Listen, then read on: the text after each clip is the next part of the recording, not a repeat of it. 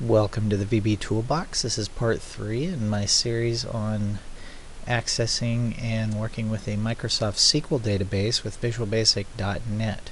In this tutorial I'll be showing you how to insert new records into your table from your Visual Basic application. Let's go ahead and get started. I'll be taking off from where we left off on part 2. So go ahead and open that project. If you do not have the project source code, I will be making that available through a link in the About section or the details of the video. So hopefully you'll be able to download that soon. Let's go ahead and open our SQL app that we've created. For the time being, you can visit the previous videos to get the source code for that. To get started, we're going to add some more form controls to our current layout. In part 2 we added a tab view. So what we'll do is click on the tab page 2 header, and we want to modify the collection for our tab view here. So let's see, we need to find the collection properties. Sorry, my window's a little bit hard to see here. In our tab properties, I want to find the tab collection here. There we go. Tab pages is the property. And we're going to click on the little button here to modify our collection. We want to go to tab page 2 and change the text of that to insert. Since that's what this video is about, we're going to add that tab or modify it. And now if we go to that tab by clicking on it, we can begin adding some other controls to this form. So first thing I want to add is a group, just to kind of keep it looking nice. I'm going to add a group box from your toolbox. If you cannot see your toolbox, click View and select Toolbox from this page right here. So let's go ahead and drag that to our form, and then we can move that around and modify it as we see fit. I'm just going to stretch that out over the form. And I'm going to change the caption text here to new member. And to give you an idea of what we're going to be doing, I have in the previous tutorials been using a little database that I created for this called SQL Apps, and it's essentially just a very basic forum database. So what I'm going to be doing in this tutorial is adding a new member to this members table from our form. So we're going to need to know what our column attributes are, what each field, what its size is, so we don't end up trying to send a value that is beyond what our database can handle. So let's go ahead and jump back into our application. And really the only field I have in my table that's absolutely required, or the only fields, are the username and password. So I'll probably be adding most all of them for this tutorial. I'm going to go ahead and add a text box and a label. I'm going to go ahead and throw in a label first. I'm going to scroll down and grab a text box. And we'll start by adding the username and password boxes. So I'm going to call this box, if we go up to the name property, I'm going to rename that txt user. And I'm just going to change the caption text on this label to username. Align those. And I'm going to drag my mouse over the form and select both of those. I'm going to do Control-C and Control-V to copy and paste a duplicate of that field and caption. I'm just going to drag those over here. And I'm going to rename this label by selecting it. I'm going to change the caption text on that to password. And I will name this text box. Whoop. property, txt pass.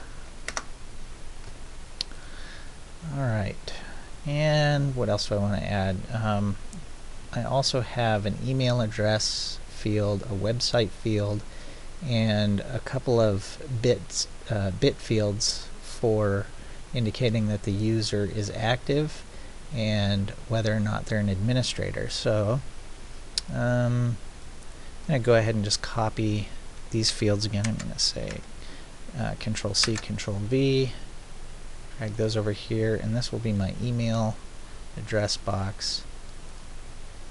So click off that, select the label, go down to the text caption and change this to email. Change the text box to go up to the name property, change that to txt email.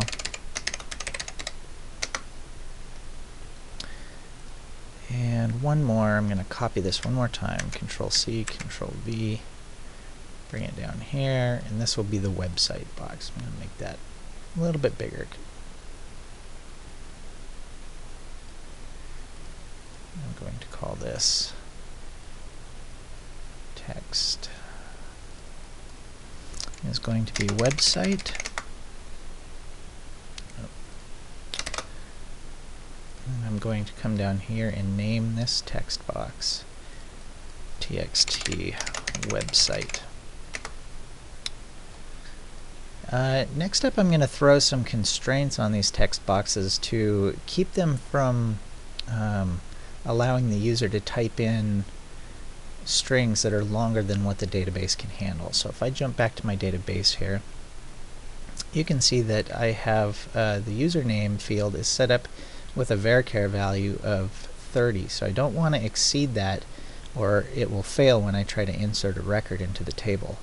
So password is also 30, website is 255, email is 100, and then these are bit values, going to be 0 or 1, and same with that one. So I'm going to start by changing the max length property on these fields. So username had a maximum length of 30, so I'm going to find the max length property and change that to 30 characters. Same with the password. And my website was 255.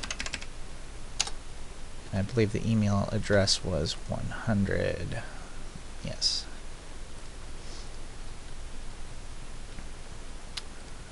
So max length 100.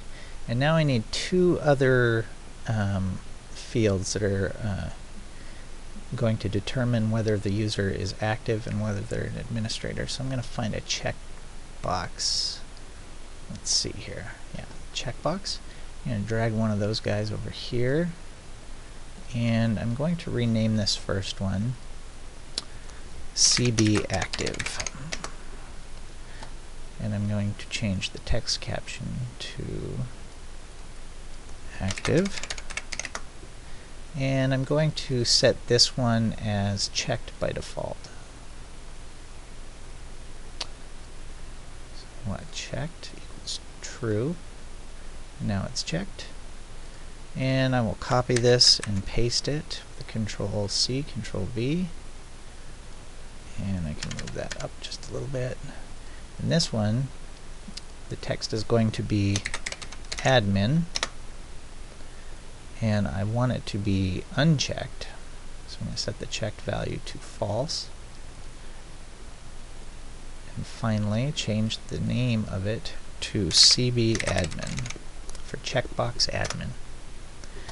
Alright, what else are we going to need? I think we need a button here for saving to the database. So I'm going to grab a button from the toolbar, try to align that in the center, and I'm going to call this CMD save.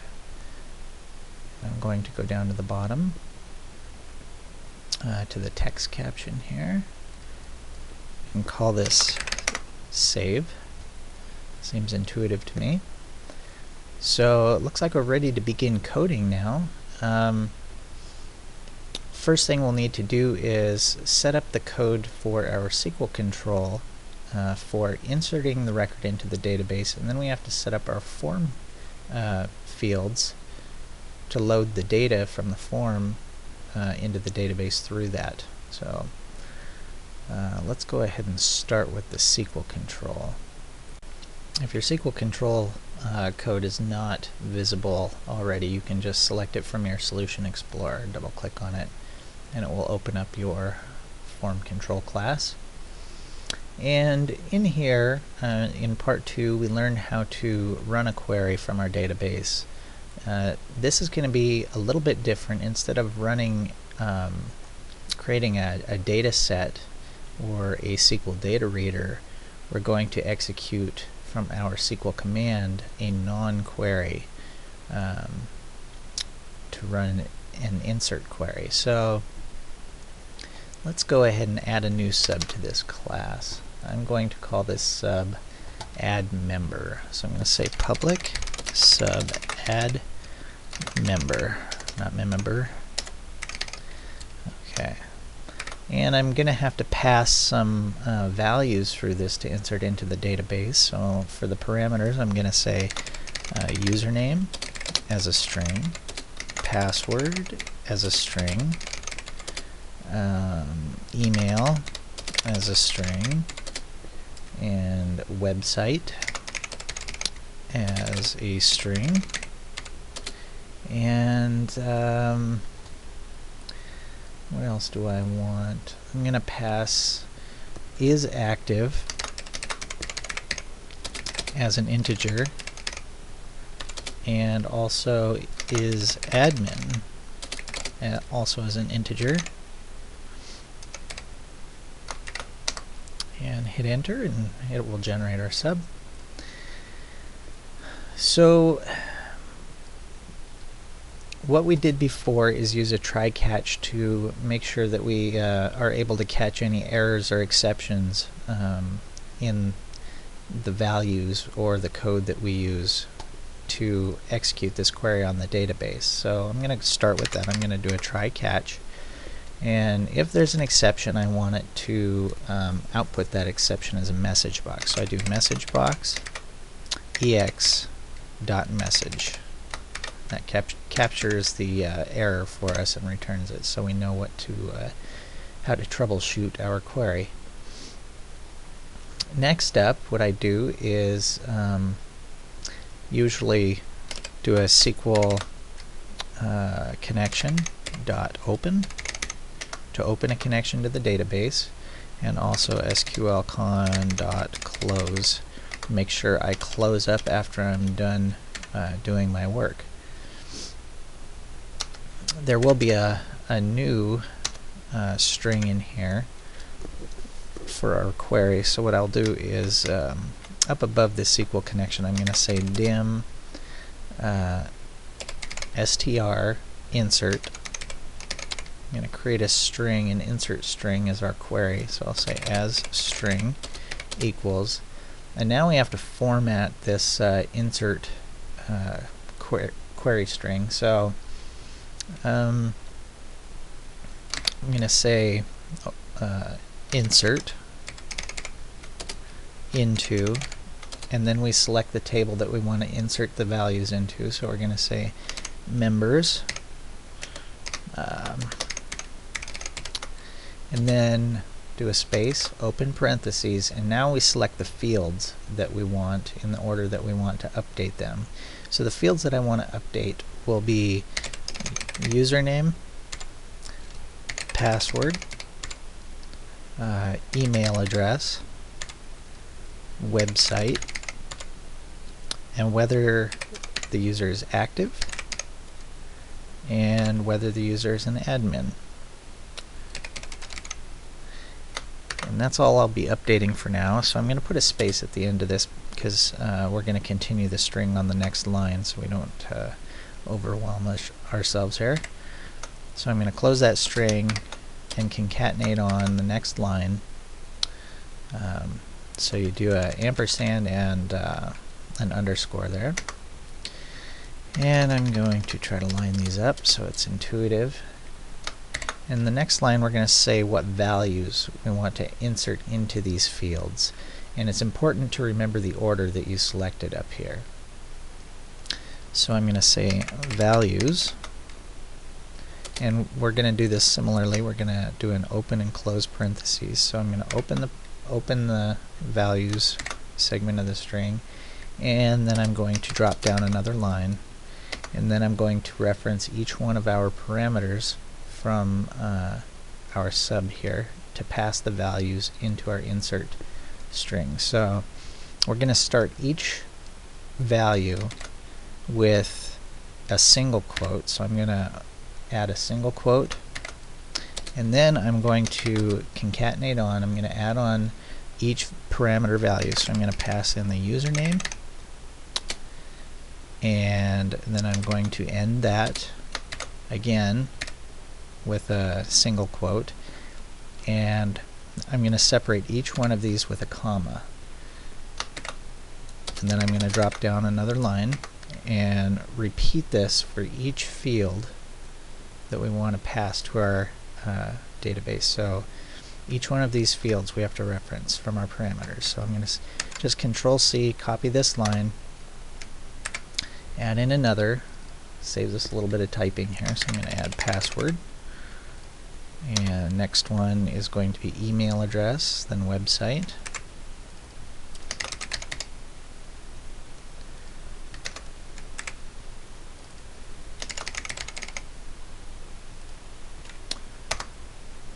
Then I want to pass in is active. And finally is admin.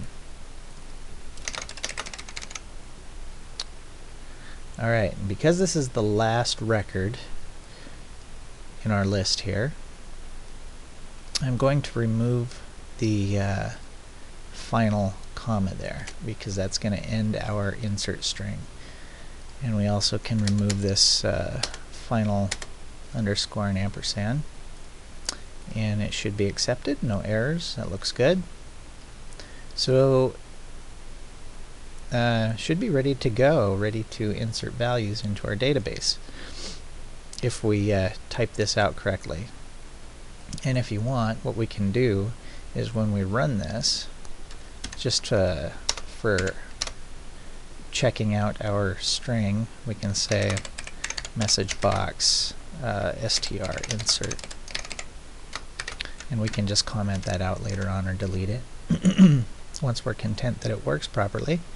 So let's go back down into our open connection here, and we're going to call our SQL command, and we're going to create a new SQL command instance. So new SQL command, and the query that we're going to pass into our SQL command will be this str insert, and we want to make sure we reference the SqlConnection. And then what we're going to do is call upon the ExecuteNonQuery method for the SQL command. So we'll say SqlCommand dot ExecuteNonQuery. You have to use ExecuteNonQuery when you're doing an insert, update, or delete on your table. Very important to remember. You don't want to try creating a data reader and then executing that. And really that's all there is to this sub. So if it works properly, it should run our values into the database, or fail and throw back an error. So let's go ahead and jump back to our form.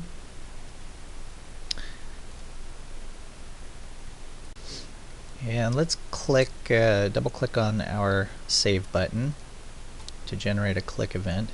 And before we populate this with any code, I'm going to create another sub in here to just check a few extra values. Check a couple of our values for a very basic form validation. Make sure that our username is long enough and that our password is long enough, and also set the values of our check boxes we have to convert those into an integer. So I'm just going to take care of all these little subroutines in a sub. I'm going to call public sub create user. Don't need any parameters here. And I'm going to say if the length of txt user, that's our user text box on our form, dot text is greater than or equal to 6, and the length of our password box is greater than or equal to 8, adding some security. We don't want to add a user with a password that's really easy to crack. Then first thing we will do is get our checkbox values.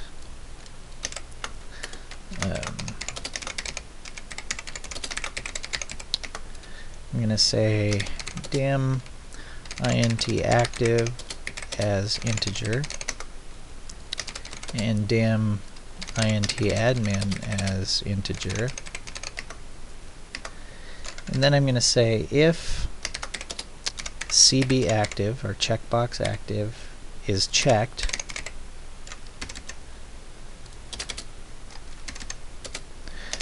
then int active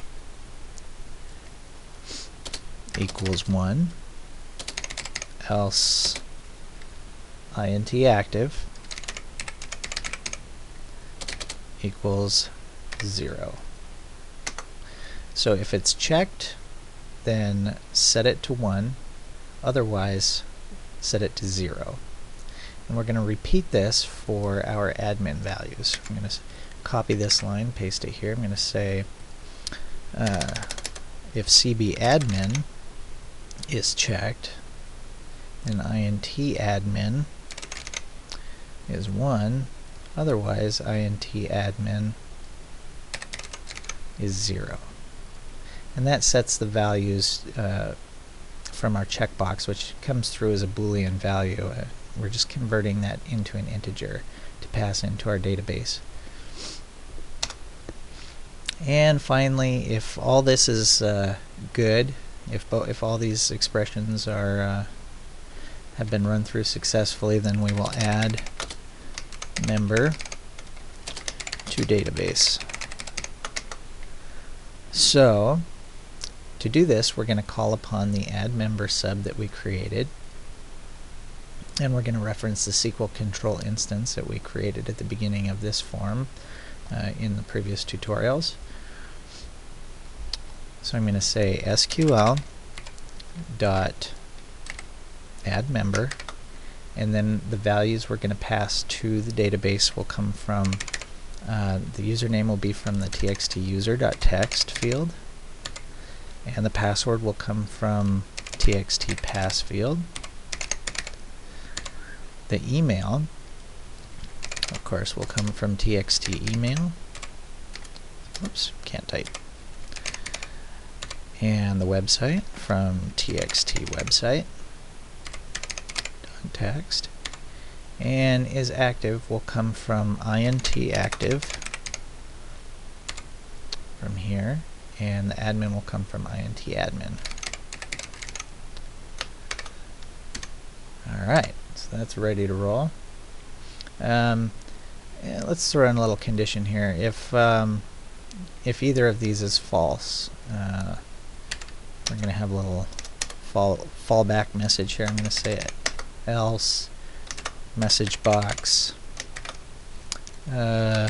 username or password, whoops, is too short,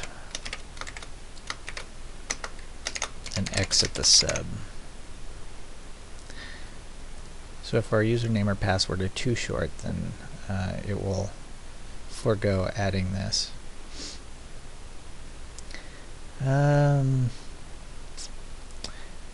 Now we need to call this create user from the cmd save .click event, But before we do that, we're probably going to want to make sure that the user does not already exist in the database.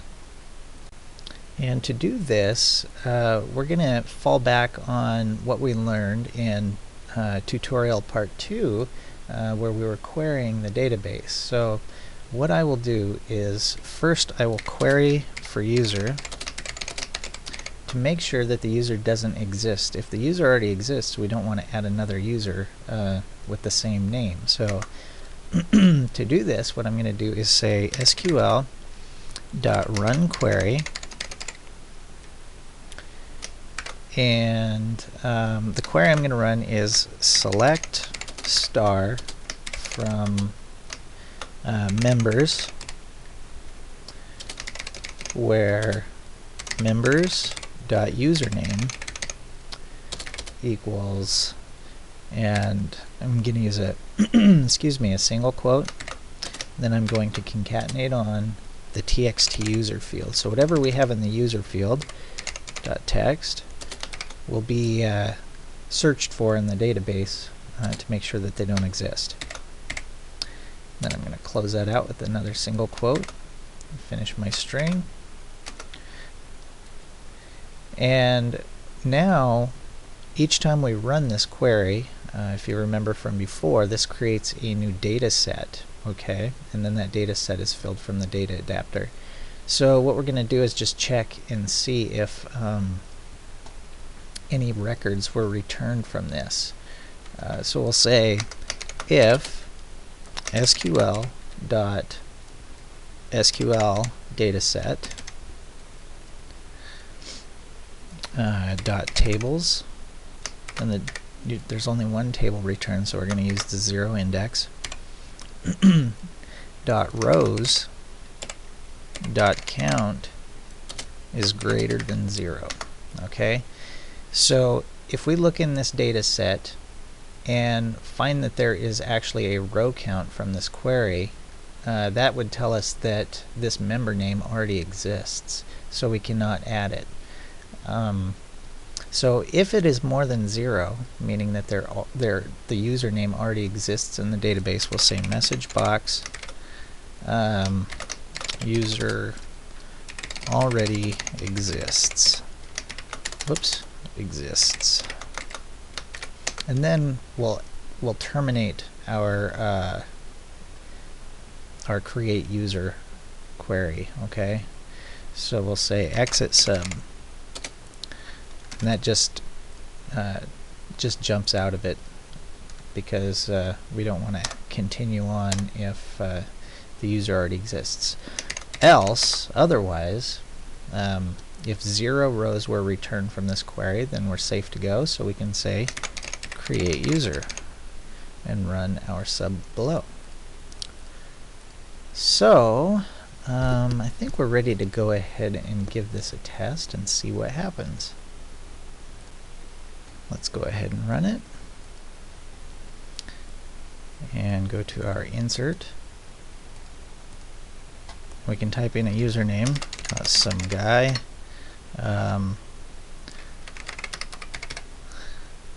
Give it enough password characters. Now, something we can change here, usually when you're typing in a password, you do not want to be able to see the characters. You don't want someone looking over your shoulder and seeing it. So there is a way to fix that, and I will show you in a moment. I'm just going to leave these other fields blank because they're not required by our database, and then I'm going to hit save. And there's our message box confirming our SQL query, and if you are looking at this, you should notice that there is an error. We do our insert, we select each field, and then we try to insert our values, our username, password, email, website, active, and admin. But you'll notice that we left off a the closing paren, so it should fail. Let's say OK, and then here's our exception message. It says incorrect syntax near 0. So let's go back to our code real quick and see where we forgot to add this. In our SQL control class, we'll go down to add member, And here you can see that we opened it up, but we did not close it after the final single quote. So let's just throw our closing parentheses, our closing paren in there, and try executing this again and see what happens. Oh, hey, before we do that, let's jump over to our password box here on our main form. And if you select that and then go down to Use System Password Character property and set that to true, that will cause this to create a typical password field that's hidden with hidden characters. So let's run that again. Say insert. Some guy is my user. Password will be testing123. Look at that. So let's go ahead and try sending this to the database and see what happens. I'm going to save. There's our string. Hit OK. And seems nothing's happening. So let's jump over to our query box that we created in part 2. Let's run a little query. I'm going to say select star from members and hit run query. Hey, look at that. Our guy was successfully added to the database. So we now have a user in our database named some guy.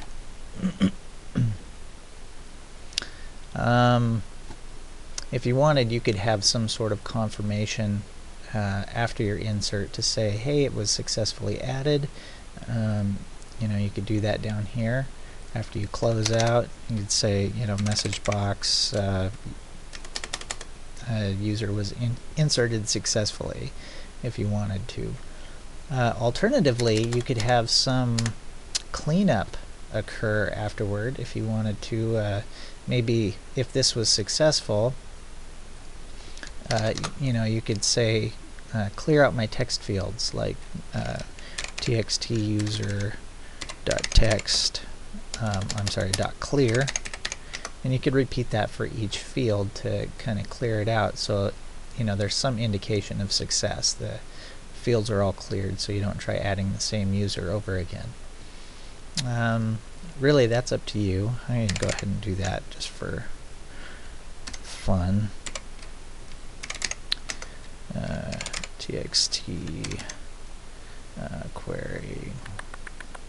I don't want that. txt user, txt pass, txt email. Whoops. Wow. Hello, brain. Let's see. txt website. Text. Ah, I did it again. And let's see. cb active dot checked equals true. Sets that back to its default value.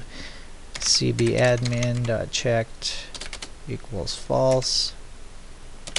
Sets that back to its default value. Clean up fields. Let's go ahead and try adding a blank user and see what happens here. Username or password is too short, so we know that that is working properly. Let's try adding some guy again. Password 1 2 3 4 5 6 7, whatever. And I'm just going to hit save. User already exists, so it's going to fail out on us. So this is working properly as well. It went through the database, already found the user, and reported back. So really that's all there is to inserting. You could do a lot more form validation if you wanted. Something you may want to prohibit is the ability to add quotes, or single quotes or double quotes. That can mess up your data, especially when it comes to your query string. So just some things to consider. Let's go ahead and add one of these. I'm going to make him an administrator. Test and email some admin at coolsite.com. I do not know who owns that domain, so not going to add a website. Save. We can, now that we're comfortable that our string is working properly, we can get rid of that little flag. And it cleared out our text fields for us, so it's nice to have that indicator. We're ready to rock and roll there. Let's get rid of that text box or message box. And now we have a successful insert application. So should be ready to proceed on to other things such as updating and deleting values from our database, maybe browsing through, doing some searches. If this has been helpful for you, I hope that you pass it along to others and share it if you think that they will find it helpful. I appreciate you all coming along and watching. Join me in part 4 and we'll continue building this little application. I will catch you all later. Bye-bye.